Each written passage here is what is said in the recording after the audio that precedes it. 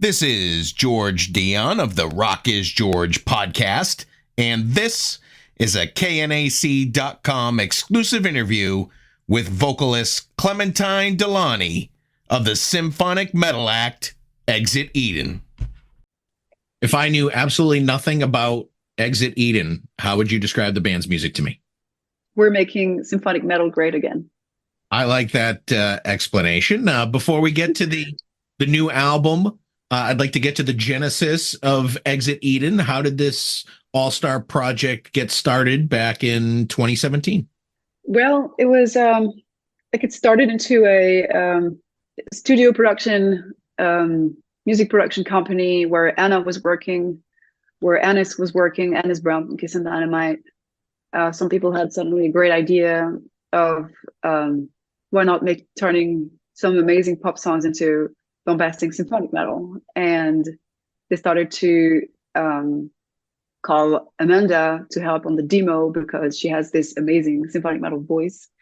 And then since Anna was there and they wanted to have several singers on board, they were like, why not having this girl? We know she can sing, do some takes and some demo because she has a very good rock voice, and it could be an amazing contrast in colors between the big soprano and her.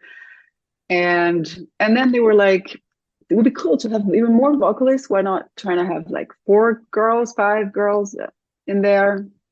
Who else can you recommend? Do you know? And Amanda was like, I know Marina, she's amazing.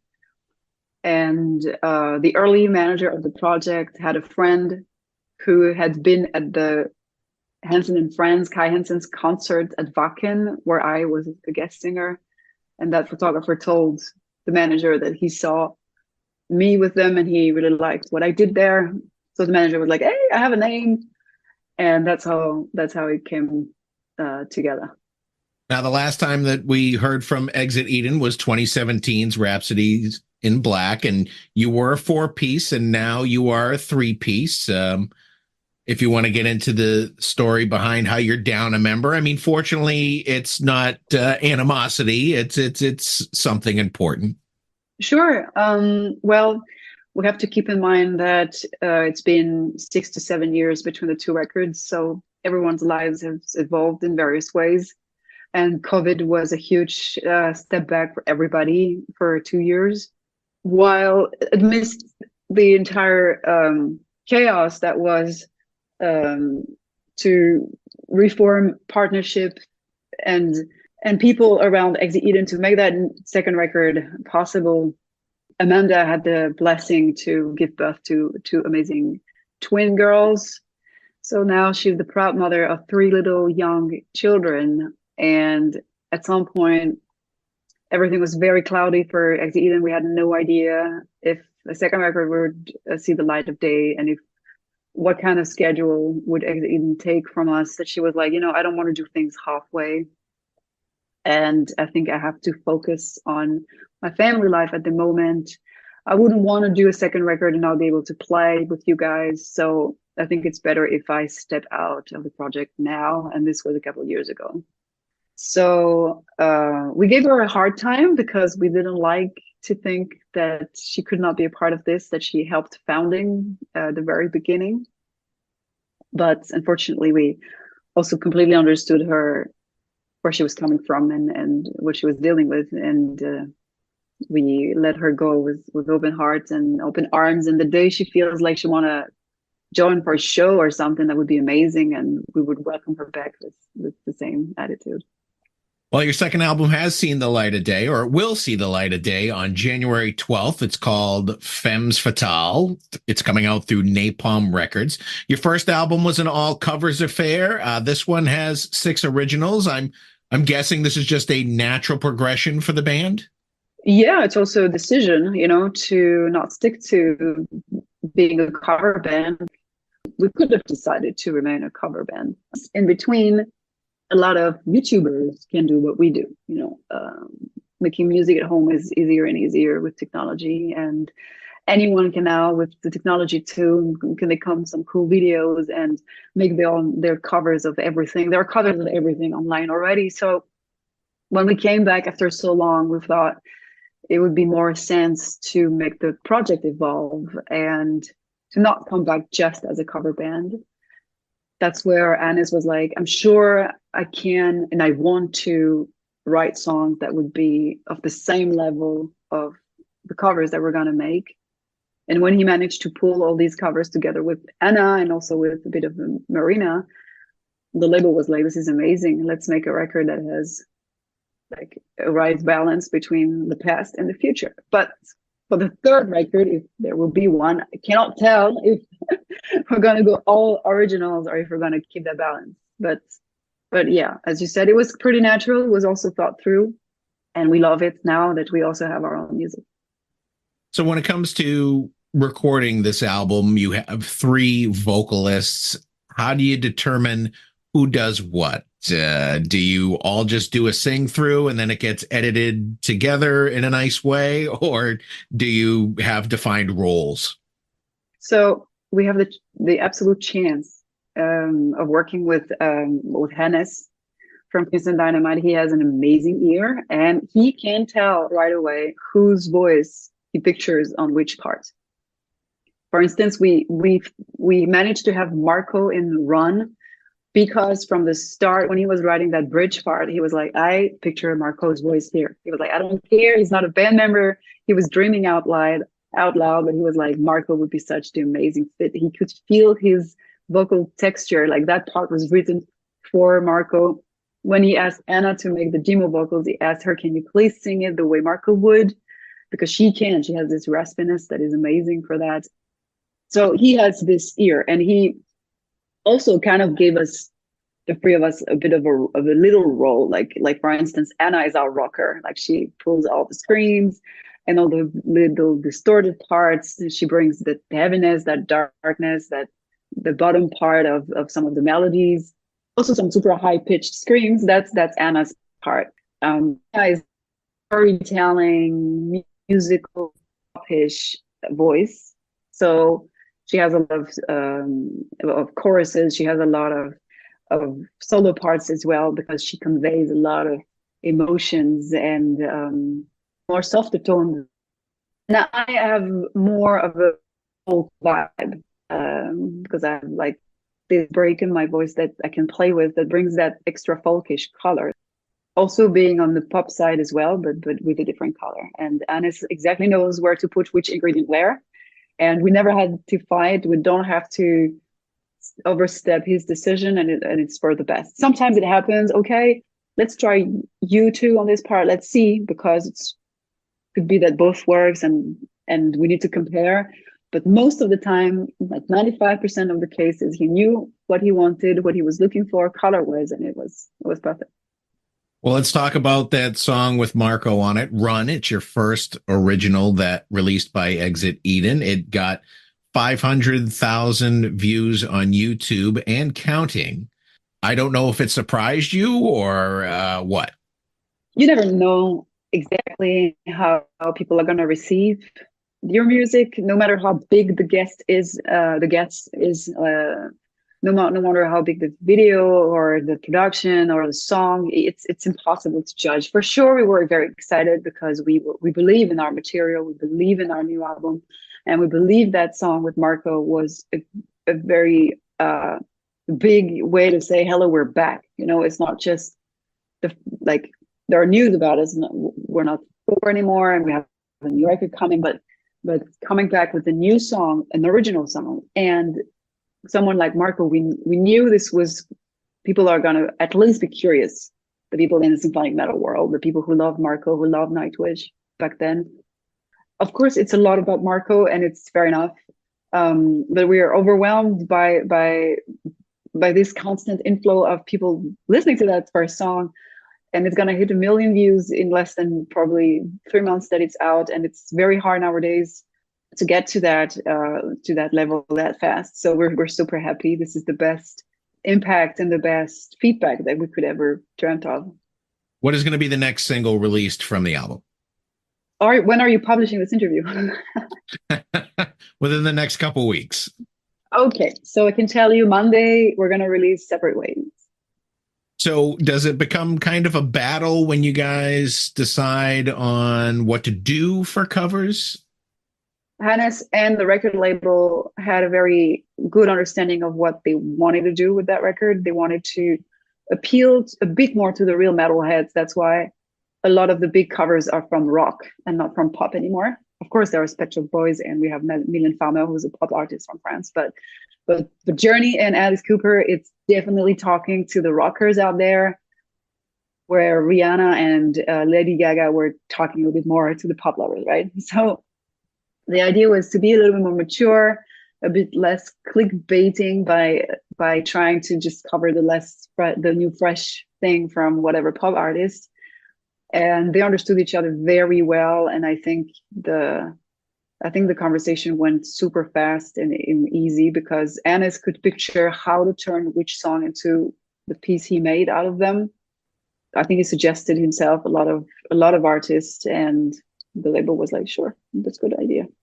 I loved your Rihanna cover. That was actually my favorite song from the first album. that cello is so ferocious. Can you say ferocious? No, I remember. I'm losing all my languages, talking different languages all the time. Have you ever gotten any feedback from any of the artists you've covered since 2017? No, or not that I know of. I'm a bit personally a little how do you say, sensitive, or let's say vulnerable when it comes to the French cover by Mylène Farmer, because I love that artist, and the video is a little audacious, a little bold what we did with the video for that song. There will be a video for that song. That's actually a secret. And I just hope that it's going to be understood that we want more to pay tribute to the artists we cover than trying to make it better or trying to make it something that's not. Like, we cover those songs also because we love them. And I would hate it if one of those artists would be like, this is shit, or this should not be, or, because since we're not touching the song, since we're respecting every note, we don't need to ask for permission to cover. Everyone is allowed to cover as long as you say who's the original artist. Let's see. But we've done things, I think, right. We've respected the artist, so should be good, right? You have some fantastic packages as far as this new album is concerned. You have a CD package, a couple different vinyls, a CD with a 48-page earbook. I'm actually curious to what's contained in the book that comes with that particular CD. Oh, it's high quality pictures. It's like 48 pages of pictures in the universe, and the lyrics, even the covers, we have the lyrics of the entire album. So that, you can be fully immersed into the universe while listening or not. It's a beautiful object. It takes a little bit more space in the library, but it's beautiful to own, because you have, every photo in a nice format. You can see way more details. It's one of the reasons why, for instance, even people that don't have a vinyl player, they love to buy vinyl records, because they can see the cover artworks with more, like, you can see way more details than on a CD cover. So that's what the earbook is about. It's about making more space to the beautiful universe we created around Femme Fatale. And certainly you got that beautiful black and red vinyl to kind of fit into the whole motif of what you're going for artistically. Are you a vinyl collector yourself? No, per se, no, because I used to have a vinyl player when I was a kid, but it broke, and I don't have a vinyl player anymore. But we're gonna move house, and in that new house there will be more space also. So I could feel like maybe it would be time to re-put a corner where I could really listen to music like that. But my dad is a huge vinyl collector. He has over 1,000 of vinyls. I grew up with that vinyl collection mentality, and I always love this sound that the vinyl has, and the fact that you have to turn it yourself. Like, you touch it, it's concrete, it's a real thing, compared to digital and streaming, where you start listening to a playlist you haven't asked for and you don't know why. Is Exit Eden planning any live performances to promote the album? Yes, but not before 2025. Oh, okay.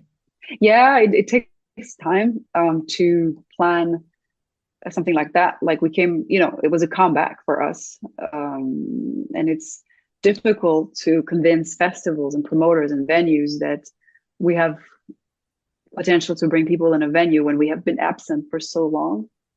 Coming back, bringing awareness in the scene that we're back is the first step. From that, people are going to be like, yeah, it's so cool. Now I want to see you live. And from that point on, we'll be able to start asking if the professionals are interested in having us. And if so, they'll be like, yeah, my next availability is 2025.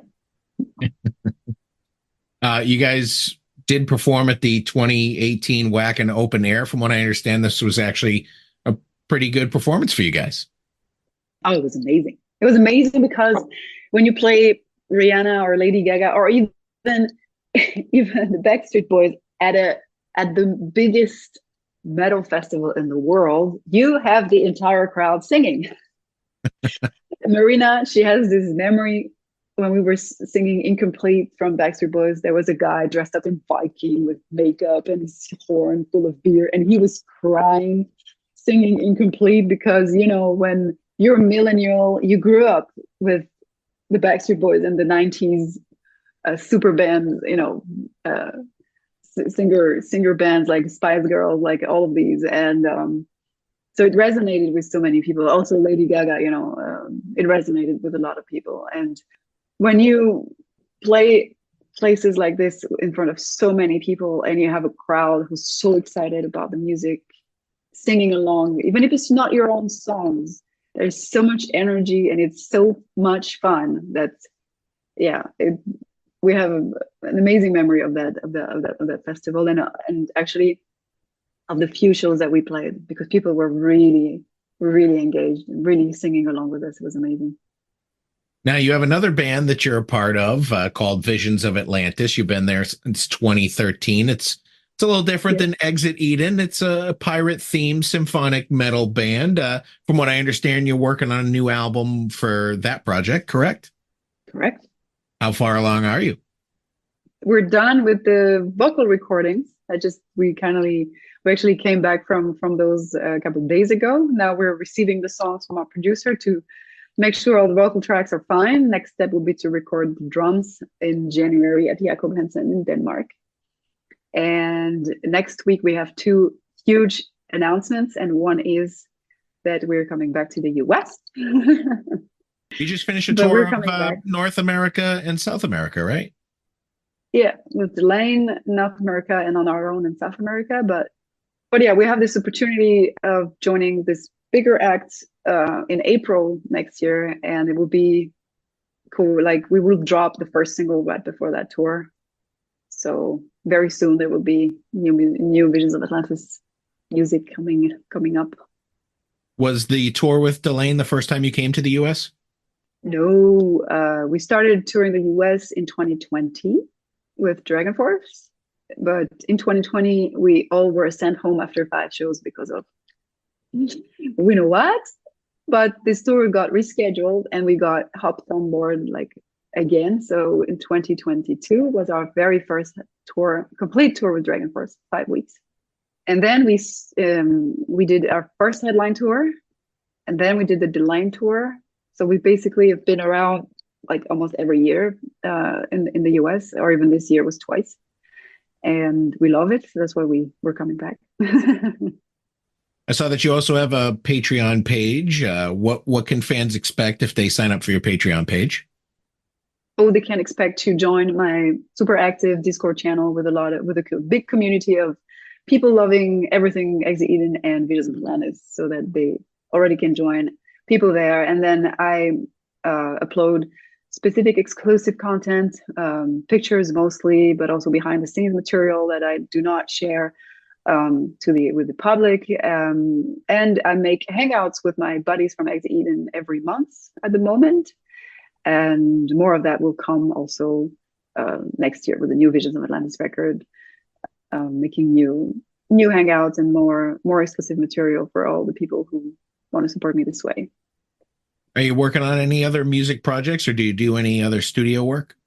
Sometimes I should have some collaborations coming up with people I've appreciated and who wanted to make something together. And I'm also working on my solo project that is for now exclusively on Patreon. I released the first song 2 years ago, but I'm intend to be more active on that, to finally hoping, I always hope I have more time for it, but with the two bands and my real working life, it's complicated. But my goal is to finalize the first 3-4 singles for my solo project, and then maybe starting to make videos and all, and having it see the light of day for real in the real scene, maybe in 2025. It all sounds good. Those are all the questions I have for you today, Clémentine. The new Exit Eden album comes out on January 12th. It's called Femmes Fatales. It comes out through Napalm Records. I had the chance to preview the album. Sounds great, and I wish you the best of luck with it. Thank you so much. Thank you for having me.